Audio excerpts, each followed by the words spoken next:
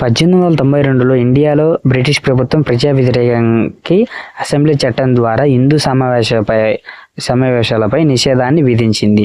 అయితే ఈ చట్టానికి వ్యతిరేకంగా అలాగే భారతీయుల స్వాతంత్ర స్ఫూర్తిని పెంచడానికి మన స్వాతంత్ర సమరయోధుడైన బాలగంగాధర్ తిలక్ 1893లో బహిరంగంగా పెద్ద ఎత్తున గణేష్ చిత్రపటాలను విగ్రహాలను వీధుల్లో ఊరేగింపులు చేయించి ప్రార్థనలు చేయించడం మొదలుపెట్టాడు.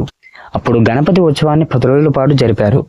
అయితే 1893 కంటే ముందు వరకు వినాయక చవితిని ఇళ్లలో మాత్రమే పూజలు జరుపుకునేవారు. తర్వాత అప్పటిలో గణపతి ఉత్సవాలను ప్రజల్లో దేశభక్తి భావాన్ని పెంచడంతో పాటు స్వాతంత్ర సమరంలో దైవత్వాన్ని జోడించడం జరిగింది. అప్పుడు మొదలుపెట్టిన బహిరంగ గణపతి ఉత్సవాలు ఇప్పటికీ వరకు కొనసాగుతూనే ఉన్నాయి. ఫ్రెండ్స్, మా వీడియోని ప్రతి ఒక్కరికి షేర్ చేయండి. అలాగే కామెంట్లో జై గణపతి అండ్ కామెంట్లో అయితే తెలియజేయండి. Thank you to all. ఇలాంటి వీడియోల కోసం మా ఛానల్